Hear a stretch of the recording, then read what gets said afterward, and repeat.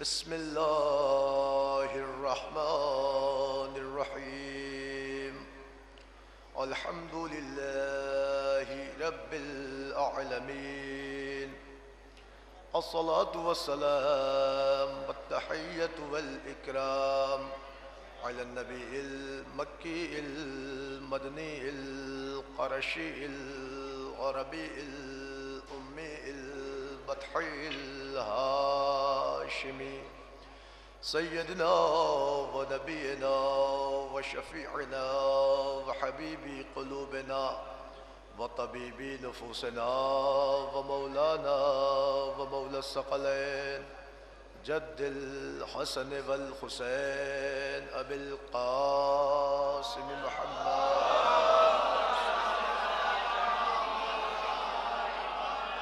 وعلى أهل بيته الطيبين الطاهرين المعصومين المظلومين المنتجبين المنتخبين ولعنة الله على أعدائهم ومنكر فضائلهم ومصائبهم وجلالتهم وسخاوتهم وعظمتهم وآتشهم ومحافلهم ومجالسهم وذكرهم وحقهم وبيانهم أجمعين من يومنا هذا إلى قيام يوم الدين. أما بعد فقد قال الله تعالى وتبارك في القرآن الحكيم وقوله الحق بسم الله الرحمن الرحيم ولا تحسبن الذين قتلوا في سبيل الله أمواتا بل أحياء عند ربهم يرزقون. صلوات پڑھیں حضرات.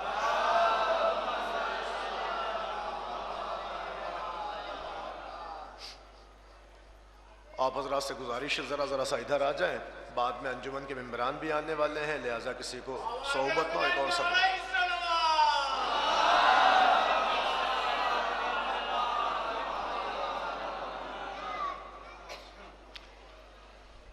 عزیزان گرامی، بزرگان ملت، معزز سامعین کرام، برادران ایمانی، عزاداران حسین مظلوم کربلا، ماتمداران غازی ابو الفضل عباس علیہ السلام.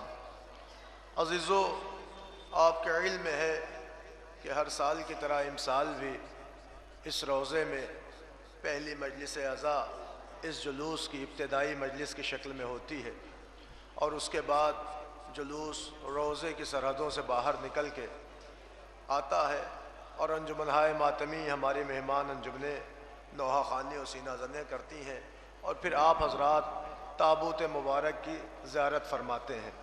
بہرحال ابتدائی مجلس ہے، ہماری مہمان انجمنیں تشریف لا چکی ہیں، لہٰذا وقت کی بھی قید ہے.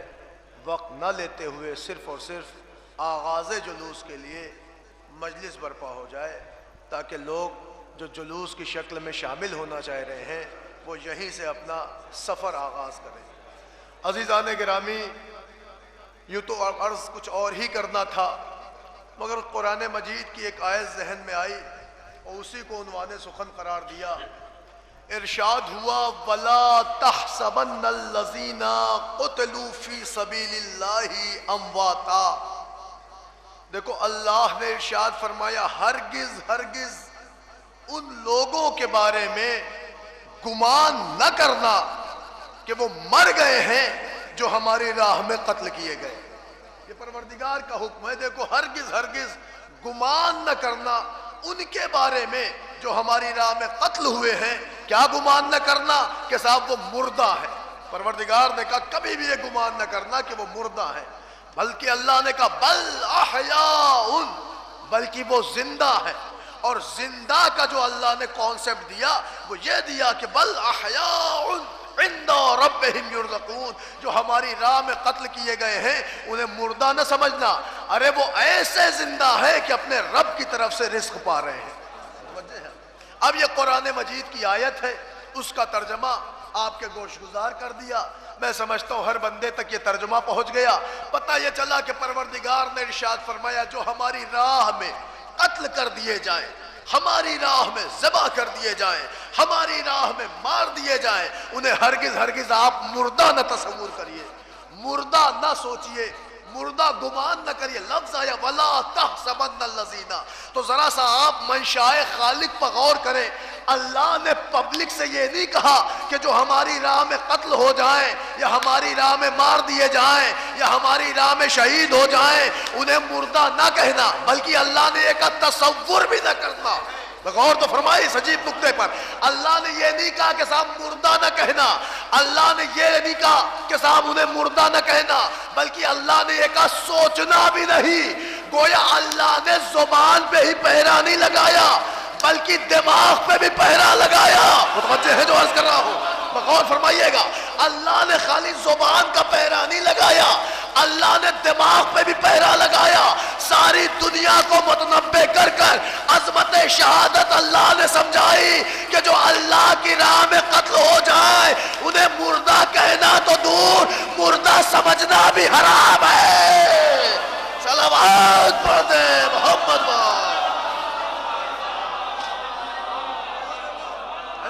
میں بلند ترین صلوات پڑھ دے محمد آمادگی شرط ہے، آمادگی میں یہی سے توجہ فرمائیے گا۔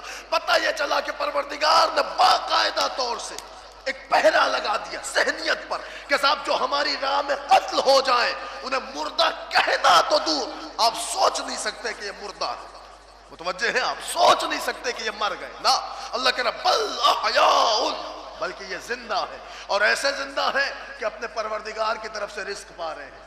اس آیت میں بہت سے لوگوں نے خامہ فرسائی کی، بہت سے قلم چلے، بڑی روشنائیاں صرف ہوئی، بڑے اوراق گھس اٹھے، کہا صاحب اس آیت کا مفہوم سمجھا دیا جائے کہ آخر جو مر گیا وہ زندہ کیسے؟ متوجہ ہیں آپ؟ آخر جو مر گیا وہ زندہ کیسے؟ جو دنیا سے چلا گیا اس کی زندگی کا تصور کیا؟ پتہ یہ چلا کہ اللہ تعالیٰ نے بعض شہیدوں کو وہ درجہ دیا ہے کہ اگر یہ مر بھی جائے تو زندہ ہے۔ متوجہ ہے کہ نہیں آپ؟ ہو سکتا ہے آپ کے ساتھ بہت سے لوگ ایسے تو زندہ ہیں، بھائی ایڈیسن مر گیا مگر اس کا فارمولہ اسے آج بھی زندہ کیے ہیں، آئنسٹائن مر گیا مگر اس کی تھیوری اسے آج بھی زندہ کیے ہیں، مہاتما گاندھی مر گئے مگر ان کا اہنسا کا پروچن انہیں آج بھی زندہ کیے ہوئے ہیں۔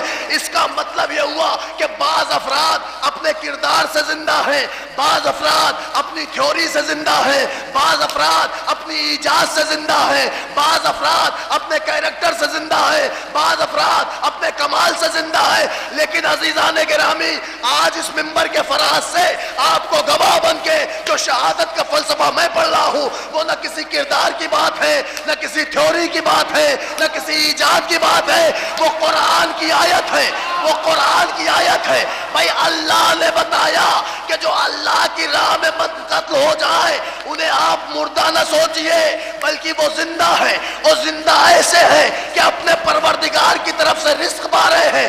اس کا مطلب اللہ نے بتایا کہ جو لوگ یوں ہی مر گئے ان کے کردار سے ان کا نام زندہ ہے، ان کا جسم نہیں زندہ، ان کی روح نہیں زندہ، لیکن اللہ نے اِنَّ رَبِّهِمْ یرزقون کہہ کے بتایا کہ جو اللہ کی راہ میں مر گئے ان کا جسم بھی زندہ، روح بھی زندہ۔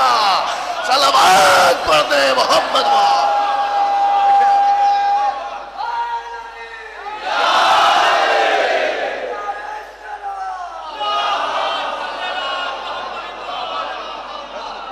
توجہ چاہ رہا ہوں ہر آج بالکل سمپل سی بات، بالکل سامنے عرف عام کے سامنے۔ بحمداللہ اس پروگرام میں ہم سب کے شکر گزار ہیں، ہمارے ہندو بھائی آتے ہیں، ہمارے اہل سنت برادران تشریف لاتے ہیں، سب کو اس روزے سے والہانہ نسبت ہے۔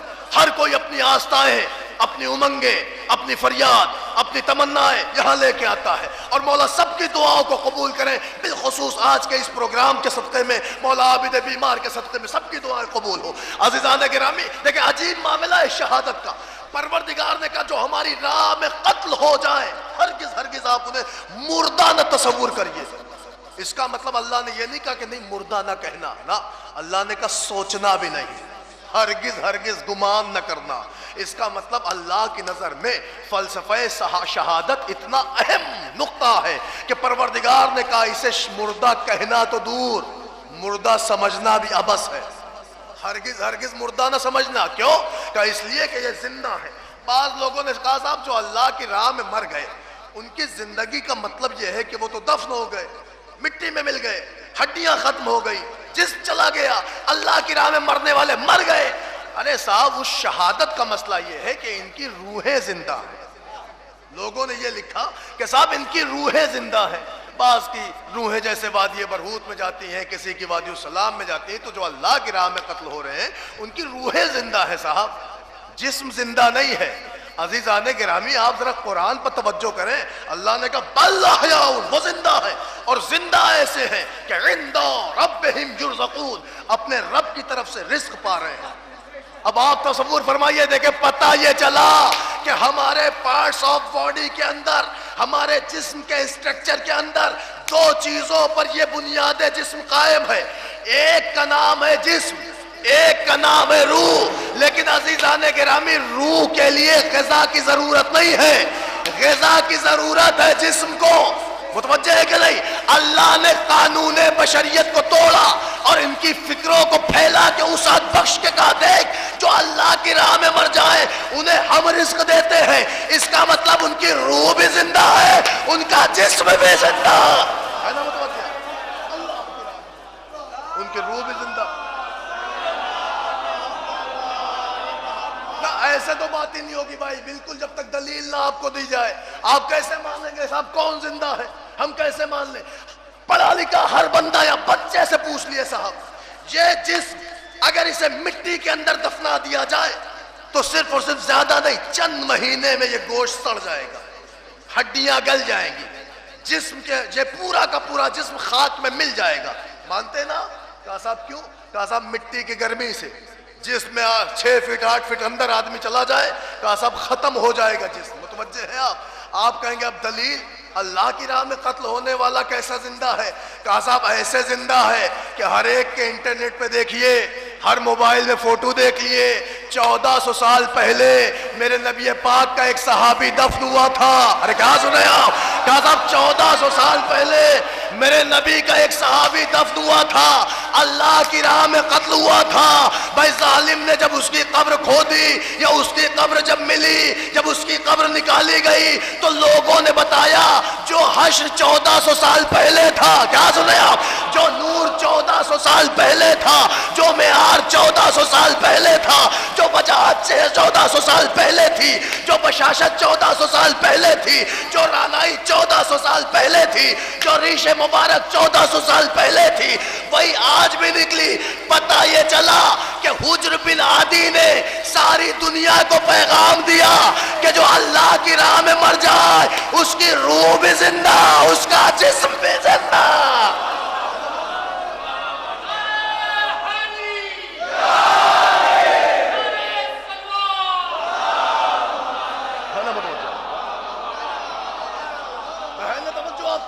پتہ یہ چلا پروردگار نے ارشاد فرمایا جو ہماری راہ میں قتل ہو جائے، مار دیے جائے، ہرگز ہرگز آپ تصور بھی نہ کریے گا وہ مر گئے، بل احیاء، بلکہ وہ زندہ ہے، ایسے زندہ ہے کہ اپنے پروردگار کی طرف سے رزق پا رہے ہیں۔ یہ ہے زندگی کا فلسفہ ان لوگوں کے لیے کہ جو شہادت کے عظیم درجے پہ فائز ہو گئے، جو شہید ہو گئے، یہ ان کی عظمت ہے۔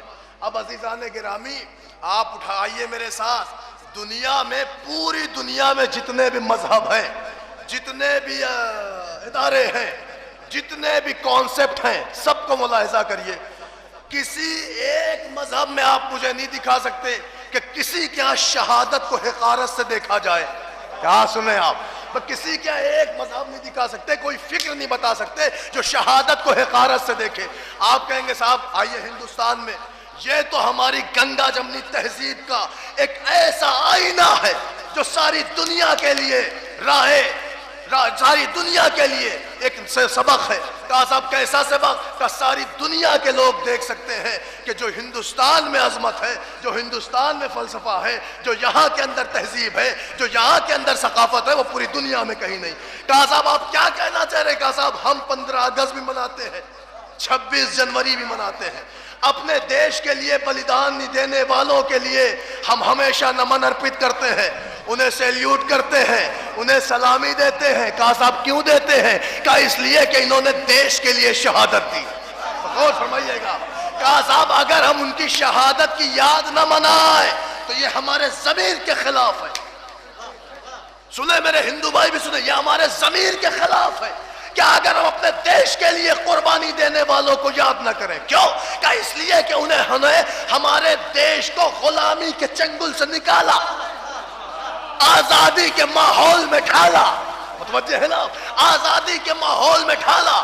لہذا ان شہداء کی یاد منانا یہ انسانی فطرت کا ہی معاملہ نہیں ہے، بلکہ احساس کی قالب میں ڈھالا ہوا ایک ایسا پیمانہ ہے کہ جو ساری دنیا کے لیے عبرت کے منزل ہے. کہا صاحب اگر آدمی کا ضمیر زندہ ہے، احساس کو موت نہیں آئی ہے، انسانیت کا دل ہے، تو پھر ہر انڈین کو چاہیے کہ اپنے دیش کے سارے شہداء کو یاد کرے. متوجہ ہے؟ یہی وجہ ہے کہ آج مہاتما گاندھی کو سلامی دی جاتی ہے، بھگت سنگھ کو سلامی دی جاتی ہے، چندر شیکھر کا نام یاد ہوتا ہے. کہا صاحب کیوں؟ کہ اس لیے کہ انہوں نے دیش کے لیے قربانی دی. عزیزان گرامی، جو دیش کے لیے قربانی دے اس کو بھی یاد رکھنا چاہیے، جو دین کے لیے قربانی دے اسے بھی یاد کر. عزیزان گرامی، بات بالکل آپ تک پہنچ رہی ہے، وقت زیادہ نہیں لینا ہے، گفتگو سنیں. اب پتہ یہ چلا موت اور زندگی کا فلسفہ بالکل واضح ہے. بالکل موت کیا ہے، زندگی کیا ہے، موت کیا ہے، زندگی کیا ہے. لیکن نوجوانوں صرف توجہ سے سنیے ایک جملہ. کہا صاحب موت دو حصوں سے خالی نہیں، بس یہی سے توجہ، دو حصوں سے خالی نہیں. ایک تو یہ ہے کہ آدمی کو موت آ گئی، نارملی مر گیا، موت ہے، حادثاتی موت ہے، چلا گیا دنیا سے، یہ ہے نارمل موت. اس موت کو آپ شہادت نہیں کہہ سکتے، اس موت کو آپ ہلاکت بھی نہیں کہہ سکتے. اس موت کو آپ موت کہیں گے، وفات کہیں گے، انتقال کہہ دیں گے. متوجہ ہیں آپ؟ اس کو نہ آپ ہلاکت کہہ سکتے ہیں نہ شہادت کہہ سکتے ہیں. کہا صاحب یہ نارمل موت ہے، آئی موت، آدمی چلا گیا. ایک موت وہ ہے کہ جس کے دہانے میں آدمی جان بوجھ کے اتر پڑا. متوجہ ہے آپ جو عرض کر رہا ہوں؟ کہا یہ جو موت ہے جہاں جان بوجھ کے آدمی جاتا ہے، یہ دو حصوں سے خالی نہیں. میں توجہ چاہ رہا ہوں آپ کی، کہ دو حصوں سے خالی نہیں. یا تو جانے والا بے مقصد جا رہا ہے، غور فرمائیں آپ، یا تو جانے والا کوئی عظیم مقصد لے کے جا رہا ہے. بات واضح کروں، خطیب اکبر نے بڑے اچھے انداز سے یہ کانسیپٹ سمجھایا تھا. انہوں نے کہا ایک بچہ ہائی اسکول میں فیل ہو گیا، شرمندہ ہو گیا، کیسے منہ دکھاؤں گا، کیسے پبلک کو فیس کروں گا. چنانچہ وہ گنگا بیراج پہ آیا اور اس نے وہیں سے جس لگائی، ڈوب مرا. متوجہ ہیں آپ؟ عزیزان گرامی، ایک جگہ تو شرم سے ڈوبا، دوسری جگہ شرم کا عالم ایسا کہ وہ دریا میں ڈوب مرا. پتہ چلا سارے سماج نے اس بچے کی لاش ڈھونڈی، غوطہ خوروں نے نکالی، لیے ماں باپ کو لاش مل گئی. سب نے ماں باپ کو سہارا دیا، تسلی دیا، دلاسا دیا. مگر جب سب وہاں سے نکلے تو ہر ایک نے کہا جاہل لڑکا تھا، گنوار تھا، بیوقوف تھا، اجہل تھا، کیا ضرورت تھی اپنی زندگی کھو دینے کی. بے مقصد ڈوب مرا، بے مقصد موت کے دہانے میں اتر گیا. کہا صاحب سارے سماج نے اس موت کو ہلاکت کہا. کیا سن رہے آپ؟ ساری دنیا نے اس موت کو ہلاکت کیا. لیے کانسیپٹ پتا چل گیا کہ جو آدمی جان بوجھ کر موت کے دہانے میں بے مقصد کود پڑے تو اسے ہلاکت کہتے ہیں، اور اگر کوئی عظیم مقصد لے کے موت کے نیچے آ جائے تو اسے شہادت کہتے ہیں. اللہ اکبر، یا رسول اللہ.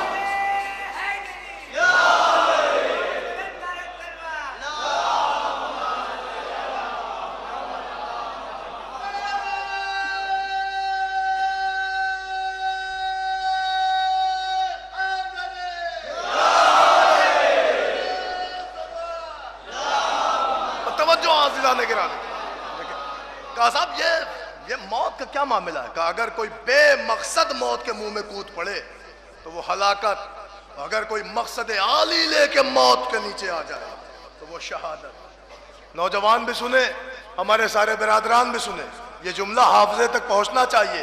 پتہ چلا یہ ہلاکت اور شہادت کا کانسیپٹ بالکل سامنے ہے. اگر کوئی بے مقصد موت کے منہ میں اتر جائے ہلاکت ہے. کسی مقصد کے تحت اگر آدمی شہید ہو تو شہادت ہے۔ خدا کی قسم بات بالکل واضح کر دوں، ایک مثال سن لیجئے آپ، خطیب اکبر کی پڑھی، کہا صاحب دو دوست تھے، پکے دوست تھے، بچپن کے دوست تھے، پاپیادہ سفر کر رہے تھے، راستے میں ریلوے ٹریک پڑا، اس پہ چل رہے تھے، اتفاق ایسا کہ ان کی نظروں نے دیکھا کہ ریلوے ٹریک ٹوٹا ہوا ہے، سمجھ گئے کہ دیش دروہیوں کا کام ہے، اور تو فرما لیں آپ، دیش دروہیوں کا کام ہے، آتنکوادیوں کا کام ہے، انہوں نے ریلوے ٹریک توڑ دیا، کیوں؟ کہ اس لیے تاکہ ٹرین آئے، لوگ مر جائیں، مالی نقصان، جانی نقصان، خطرے ہی خطرہ، لوگ مر جائیں، ہندوستان کی گورنمنٹ کا اثاثہ خاکستر ہو جائے، لہٰذا یہ ہمارے دیش کے دہشت گردوں نے ریلوے ٹریک توڑ دیا۔ بس دونوں دوست رک گئے، یار کیا کیا جائے، ٹرین کیسے بچائی جائے، کہ وقت دیکھا گیا، کہا صاحب اب تو وقت ہو گیا ٹرین آنے کا، کہ ایک کام کرتے ہیں، ٹرین کی طرف دوڑتے ہیں۔ اب جو دوڑے تو سامنے سے ٹرین آ رہی تھی، اب تو منٹوں کا کام لمحوں میں کرنا ہے، کہ اب کیا کیا جائے، کہ ایک کام کرتا ہوں میں ٹرین کے آگے کودتا ہوں، جب میں قتل ہو جاؤں، مر جاؤں، دو ٹکڑے ہو جاؤں تو ہو سکتا ہے ڈرائیور ٹرین روک دے، تو جا کے اس سے کہہ دینا کہ ریلوے ٹریک دیش کے آتنکوادیوں نے توڑا ہوا ہے، پہلے ریلوے ٹریک صحیح کر لو پھر ٹرین آگے بڑھانا، ورنہ ٹرین بھی جائے گی، پبلک بھی جائے گی، جان کا نقصان، مال کا نقصان، گورنمنٹ کا اثاثہ خاک ہو جائے گا۔ بھئی یہ کہہ کے ایک دوست نے جس لگا دی، ٹرین نے دو حصے میں کاٹ دیا، ڈرائیور نے ٹرین روکی، اب کیا ہوا؟ کہا صاحب ڈرائیور بھی اترا، پیسنجر بھی اترے، ہر کوئی بڑبڑا رہا، عجیب بچہ ہے، پتہ نہیں کیسی تربیت دیتے ہیں ماں باپ، جوانی میں آتے ہیں اپنے آپ کو بے مقصد قتل کر دیتے ہیں، بے مقصد موت کے منہ میں آ جاتے ہیں، خام خواہ ریلوے ٹریک پہ آ جاتے ہیں۔ لوگ بڑبڑا رہے تھے، مگر جو اس شہید کا چاہنے والا دوست تھا، کیا سن رہے آپ، جو اس شہید کا چاہنے والا دوست تھا، اس کو اچھا نہیں لگا، اس نے فوراً منہ سی دیا کہ ڈرائیور ہوش میں رہ کے بات کرنا، کیا سن رہے آپ، ہوش میں رہ کے بات کرنا، کہ کیا مطلب، کہ تو تیرے دوست کی شہادت کو ہلاکت بتاتا ہے، وہ ہلاک نہیں ہوا، وہ شہید ہوا۔ کہ کیوں؟ کہ فلاں مقام پہ ریلوے ٹریک توڑا گیا ہے، اگر یہ شہید ہو کر تمہاری ہزاروں کی جان، کروڑوں کا مال، متوجہ ہیں آپ، دیش کا اثاثہ نہ بچاتا تو آتنکوادیوں کا پلان سکسیس ہو جاتا، کیا سن رہے آپ، آتنکوادیوں کا پلان سکسیس ہو جاتا، لہٰذا میرے دوست نے اپنی جان دے دی تاکہ ساری پبلک کی جان بچے، تاکہ دیش کا نقصان نہ ہونے پائے، تاکہ دیش کو فائدہ ہو جائے، اس نے جان دی۔ اب لوگ آئے، لوگوں نے دیکھا واقعی ریلوے ٹریک ٹوٹا ہے، اب کیا تھا، ہر کوئی اس شہید کے لیے تالیاں بجا رہا ہے، کلیپنگ ہو رہی صاحب، ہر کوئی اسے سلامی دے رہا ہے، ہر کوئی اسے سیلیوٹ کر رہا ہے، ہر کوئی نمن ارپت کر رہا ہے۔ کہا صاحب کیوں ایسا ہو رہا ہے؟ کہ اس لیے ہو رہا ہے کہ اس نے ایک جان دے کر، کیا سنے آپ، ایک جان دے کر ہزاروں کی جان بچائی، ہزاروں کی جان بچائی۔ پتہ یہ صلاح کہ جو مختصر سی جان دے کر کروڑوں کی جان کو بچائے اسے سلامی دیتے ہیں۔ ارے قربان جائیے، ایک بچے نے اپنی جان دے کر پوری ٹرین بچائی تو سب نے سلامی دی، اور وہ نواز رسول جو پورا اسلام بچائے۔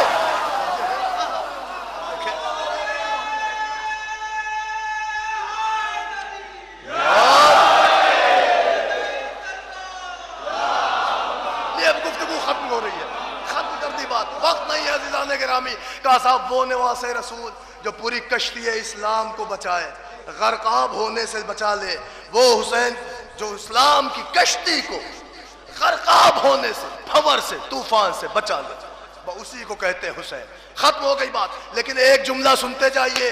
کہا صاحب میڈیا آ گئی، ہر ایک نے اس شہید کی تعریف کی، ہر مقام پہ اس کی تعریف، ٹی وی پہ شہید کا نام۔ اب کیا ہوا، پریزیڈنٹ نے اس کے لیے اقوال ذری کہہ دیا، متوجہ ہے آپ، لیے صدر صاحبہ نے اس کے لیے باتیں کہہ دی، لیے آگے بڑھیے، ہر ایک نے بچے کی تعریف، ہر آفیسر نے اس کی تعریف، ہر نیتا نے اس کی تعریف۔ کا کیوں؟ کہ اس نے دیش کے لیے قربانی دی ہے۔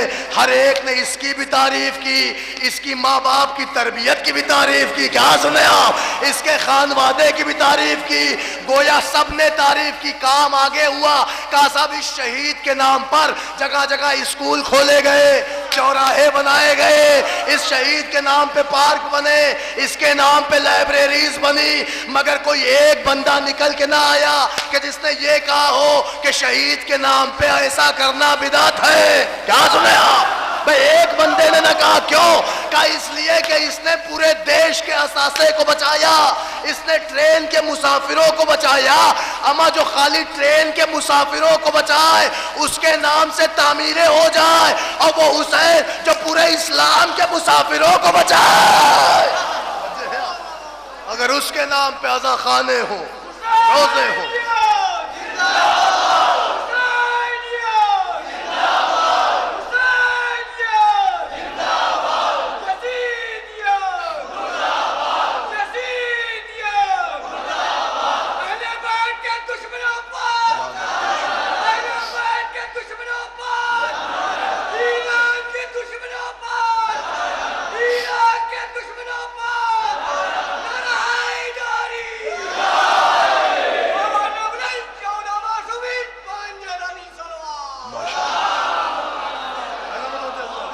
بس دیکھیں گفتگو سمیٹ رہا ہوں، اشارہ مجھے بھی اور بیرونی انجمنیں ہماری مہمان انجمنیں تشریف لائی ہیں، ہمیں زیادہ سے زیادہ انہیں وقت دینا ہے، انہیں سماعت کرنا ہے۔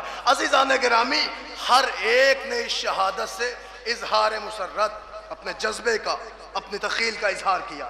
کسی کو یہ شہادت بری نہیں لگی، مگر عزیزان گرامی بری ان کو لگی جنہوں نے ریلوے ٹریک توڑا ہوا تھا۔ کیا سنے آپ؟ دیکھیں دیش کے آتنکوادیوں کو شہادت بری لگ گئی، چنانچہ انہی نے کفِ افسوس ملا، کہنے لگے کہاں سے آ گیا یار یہ بچہ، اس نے تو پلان چوپٹ کر دیا، اس نے ہمارے منصوبوں پہ پانی پھیر دیا۔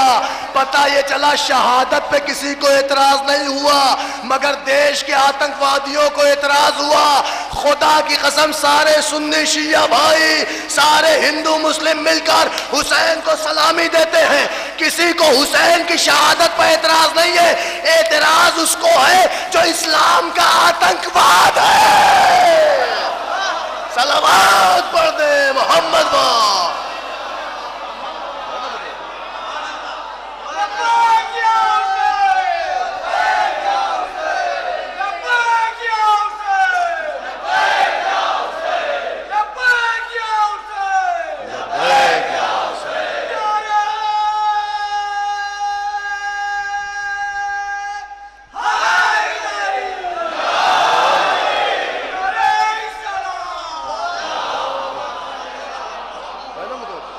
عزیزان گرامی، میں سمجھتا ہوں میرے بھائیوں تک، تمام افکار تک، تمام تفکیر تک یہ جملہ پہنچ گیا کہ اگر کوئی بے مقصد اپنی زندگی کا خاتمہ کرے تو وہ ہلاکت ہے، لیکن اگر کوئی مقصد عالی کے تحت زیر خنجر آ جائے تو وہ شہادت ہے۔ خدا کی قسم شہادت وہ عظیم لمحہ فکریہ ہے کہ کائنات کا ہر بندہ، ہر ضمیر، ہر احساس، ہر فکر اس کو ضرور یاد کرتی ہے۔ ہمارے آقا حسین نے کربلا میں جو شہادت دی ہے، خدا کی قسم مقصد شہادت یہی تھا کہ میرے نانا کا دین بن جائے، امن و آشتی کا، برادری کا، بھائی چارگی کا مذہب سلامت ہو جائے، نام محمد جاری و ساری ہو جائے۔ ورنہ آپ یزید کے اسٹیٹمنٹ کو پڑھیں، ساری دنیا جانتی ہے کہ یزید خالی نواس رسول کا نام نہیں ہے۔ کیا کربلا کے بعد یزید کو بھلانے کے لیے واقع حرہ کم تھا؟ کیا یہ نہیں آپ کو پتا کہ یزید نے مدینے میں اپنی فوجیں مباح کر دی تھی؟ کیا یہ اسلام کے خلاف نہ تھا؟ عزیزان گرامی، یزید تو اس شخصیت کا نام تھا کہ جس نے دین محمد کا مذاق اڑایا، یہ کہا کہ کوئی وحی نہیں آئی، یہ کہا کہ کوئی دین نہیں آیا، یہ کہا یہ تو بنی ہاشم نے اقتدار کے لیے، تخت کے لیے سازش رچی تھی۔ یزید اللہ کا انکار کرنے والا، رسول اللہ پر الزام لگانے والا، قرآن کی مخالفت کرنے والا، بنی ہاشم پر کا ملزم یزید اس مجرم کا نام ہے کہ جس نے ظلمتوں کی چادر اوڑھی ہوئی تھی، اور حسین اس سرما کا نام ہے جو حق کا علم لے کے آگے بڑھتا رہا۔ عزیزان گرامی، آج 25 محرم الحرام ہے، آج بیمار کربلا کا تابوت مصائب کے آخر میں آپ لپٹ کے روئیں گے۔ عزیزان گرامی، میں سید سجاد علیہ السلام کی فضیلت پڑھتا، لیکن متعلقین اور بہت سے احباب الگ الگ سب کی فرمائشیں، الگ الگ سب کی باتیں، لیکن دو تین جملے بیمار کربلا کے حوالے سے سن لیے۔ خدا کی قسم اپنی پوری زندگی کا نقشہ کھینچ کے مولا نے ہمیں کیا درس دیا۔ دیکھیں دنیا کے سب سے بڑے عزادار کا نام ہے سجاد۔ جملہ سنیے گا، 33 برس تک اپنے بابا کو خون کے آنسو روئے ہیں مولا سجاد۔ 61 ہجری کے بعد سے مسلسل بابا کو روئے، لیکن کسی بھی تاریخ کے قلم میں یہ قوت نہیں جو یہ لکھ سکے کہ سجاد کا ایک سجدہ قضا ہوا ہو، سجاد کی عبادت رک گئی ہو، نہ، بلکہ جب عبادتوں کا معیار دیکھا گیا تو عبادتوں کی زینت قرار پائے، نام زین العابدین پڑ گیا۔ سجدے کا معیار دیکھا گیا تو سجدے میں وہ مقام مل گیا کہ لفظ سید الساجدین آ گیا، ساجدین کا سید کہا گیا، عابدوں کی زینت، عبادتوں کی زینت کہا گیا۔ خدا کی قسم ایسے ماحول میں اللہ کی اطاعت نہیں چھوڑی ہے ہمارے مولا نے۔ گھر سے 72 جنازے نکل گئے، بیویوں کی چادریں چھن گئیں، خیام جل گئے، بچیاں تڑپ تڑپ کے فریاد کر رہی ہیں، گھر میں اکلوتا بیٹا حسین کا زنجیروں میں جکڑا ہوا ہے، مگر ہاں راہ پرخار پہ چلایا جا رہا ہے، مگر تاریخ لکھتی ہے کہ نہ امام کی نماز چھوٹ رہی ہے نہ سجدہ چھوٹ رہا ہے۔ اللہ اکبر، یہی تو مقصد دین ہے، یہی تو مقصد شہادت ہے۔ امام حسین کی شہادت آج جو ہم سب مل کے مناتے کیوں؟ اسی لیے نا تاکہ نمازیں بچی رہیں، دین ہمارا جس لیے آئے تھا وہ پھیلے، دین کا جو کانسیپٹ تھا وہ ساری دنیا تک پہنچے۔ اسلام اتحاد کا مذہب تھا، بھائی چارگی کا مذہب تھا، سلامتی کا مذہب تھا، تہذیب کا مذہب تھا۔ ساری دنیا اسلام کی تمام نکلنے والی شعاعوں سے درس لیتی کہ یہ واقعی دین ہے، یہ واقعی محمد کا اسلام ہے۔ مسلمانوں، اپنے کردار سے اسلام ہمیں بدنام نہیں کرنا چاہیے، ہمیں اپنا کردار ایسا کرنا چاہیے کہ جیسا کردار محمد و آل محمد نے پیش کیا۔ بس یہ میسج بھی میں نے دے دیا، پیغام بھی دے دیا۔ 2 جملے بھی ہمارے کربلا کے حوالے سے سن لو، مجلس تمام کیے دیتا ہوں۔ عزادارو، تاریخ کربلا گواہ ہے، جب تمہارے چوتھے امام سے کوئی پوچھتا مولا سب سے زیادہ تکلیفیں کہاں ہوئی، تو تمہارا بے کس امام رو کے کہتا اے شام، اے شام، اے شام۔ اللہ اکبر، اللہ اکبر۔ لوگوں نے پوچھا مولا شام میں ایسا کیا گزر گیا مولا کہ آپ شام کا مرثیہ پڑھتے ہیں؟ تمہارا بیمار امام رو کے کہتا الامان من الشام، الامان من الشام۔ اللہ اکبر۔ مولا فرماتے ہیں اللہ کی امان چاہتا ہوں شام سے، مجھے شام کے حوادث نہ یاد دلا، مجھے شام کی کیفیتیں نہ یاد دلا۔ بحمداللہ اس مجلس میں ہندو بھائی بھی ہیں، میرے اہل سنت برادر بھی، سب جملہ سنے۔ مولا نے ایک جملہ فرمایا، سن، شام میں ایک شہر ہے اسقلان، پتہ ہے جب ہمیں وہاں داخل کیا گیا تو ہمارا استقبال ہوا۔ پوچھنے والے نے پوچھا مولا جب آپ ناموس رسول کو لے کر، فرزند رسول ہو کر جب آپ اس شہر میں آئے ہوں گے تو مولا بہت اچھے سے استقبال ہوا ہوگا نا؟ مولا روئے رو کے کہتے ہاں تو صحیح کہتا ہے۔ سنے گا کیسے استقبال ہوا ہے؟ عزیزو ایک جملہ میرا سن لو، پھر آپ کو سمجھ میں آئے گا کہ مولا کا کیسے استقبال ہوا، رسول کے بیٹے کا استقبال شام میں کیسے ہوا ہے۔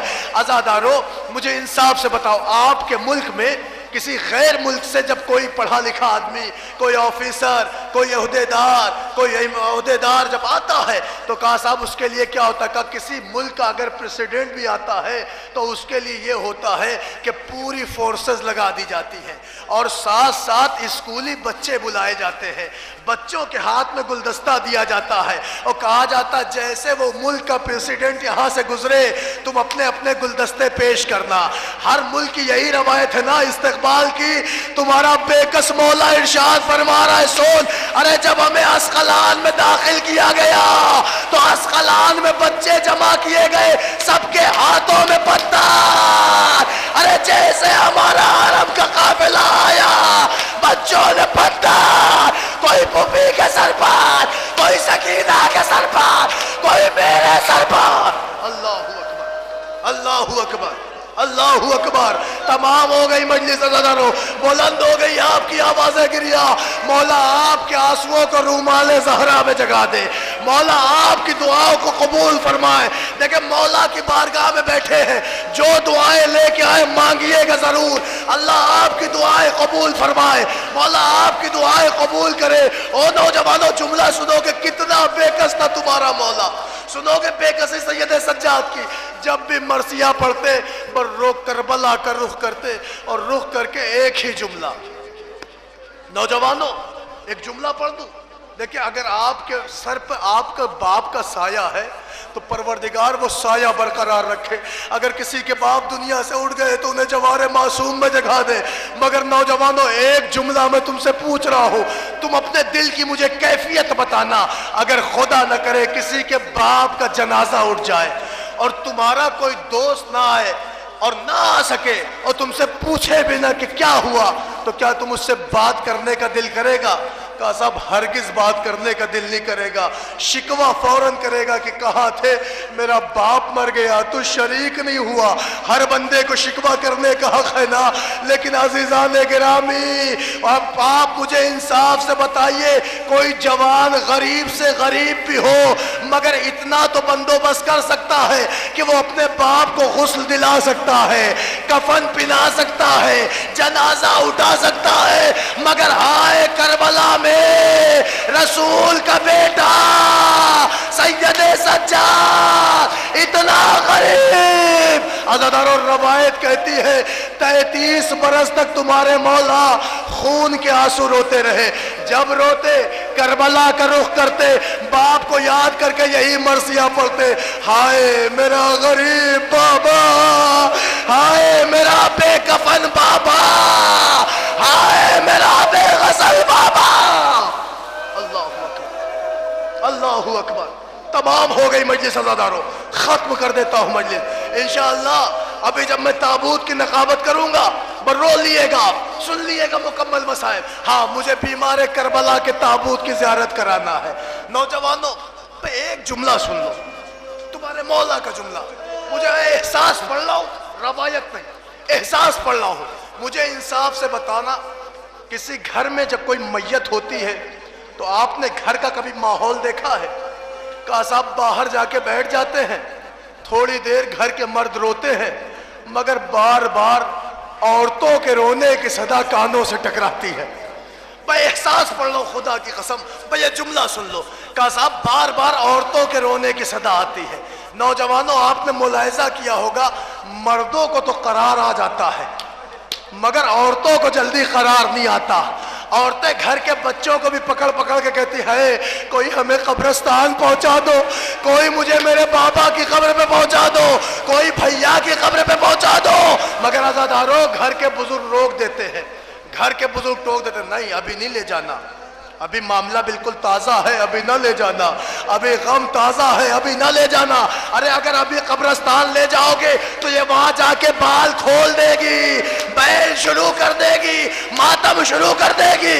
घर के बुजुर्ग टोकते हैं ना, घर के बुजुर्ग रोकते ना, अभी कब्रिस्तान ना ले जाना, इससे बर्दाश्त ना होगा। ए नौजवानों आओ मेरे साथ, मैं तुम्हें चश्मे तसव्वुर में करबला ले चलूं।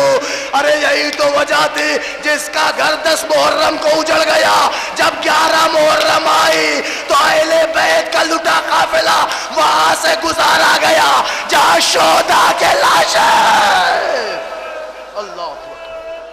अल्लाहु अकबर, शोहदा के लाशें पड़े थे। ऐसे में बेकस मौला फरियाद कर रहे थे, हाय मेरे बाबा का लाशा, हाय मेरे बाबा की गरीबी, हाय मेरे बाबा का बेकफन लाशा। बाज़ादारों मजलिस खत्म कर रहा हूँ। मजलिस के अख्तिताम पर आप मौला के ताबूत की ज़ियारत करिएगा। जब ताबूत की ज़ियारत करेंगे ना तो ताबूत को गोया ताबूत नहीं है, तख्ते सज्जादिया है। कहा साहब इस ताबूत के ऊपर आपको हाथों की हथकड़ियाँ दिखेंगी, आपको पैरों की बेड़ियां भी दिखेंगी, आपको कमर का तौक भी दिखेगा, आपको वो लंगर भी दिखेगा कि जिसमें जंजीरें पिन्हाई गई थी।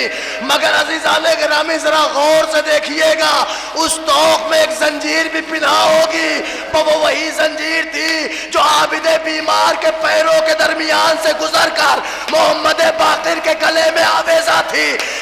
ہمارا مولا راہ کوفہ و شام میں کبھی سر کو اٹھاتا تو پیچھے سے باقر کی آواز بابا گلا پھٹ جائے گا. اللہ اکبر. ہو گئی مجلس، ہو گئی مجلس. بھئی ایک جملہ عزادارو، ایک جملہ تابوت لے کے آ جانا. بھئی ایک جملہ سن لو، مجلس تمام کرتا ہوں. آج اسی آقا حسین کے عزادار کی مجلس ہے. 25 محرم، قیامت کا منحوس ترین دن کہ جب مولا کا چاہنے والا حسین پر خون کے آنسو رونے والا اس دنیا سے چلا گیا. عزادارو، ظالم وقت نے زہر سے تمہارے مولا کو شہید کیا. روایت کہتی بیمار کربلا کو زہر دیا گیا، کلیجہ پھٹ گیا. مگر عزادارو، محمد باقر کو مولا نے اسرار امامت تعلیم کیے. 5ویں امام نے اپنے بابا کو غسل بھی دیا، کفن بھی پہنایا. جنازہ جو شان سے اٹھا تو جب جنت البقیع کی طرف کوچ ہوا تو چاہنے والوں کا مجمع، بے شمار افراد چوتھے امام کے تابوت میں کاندھا دے رہے تھے. میں کہوں گا مولا، اے بیمار کربلا، ارے یہ آپ کا جنازہ ہے جسے کاندھے دینے والے آ گئے. ارے ذرا کربلا آئیے، باپ کا جنازہ بے غسل و کفن، زمین کربلا پر نہ کوئی غسل دینے والا، نہ کفن پہنانے والا. یہی وجہ ہے بیمار کربلا بیان کرتے رہے، آئے بابا بے کفن، بابا بے غسل، بابا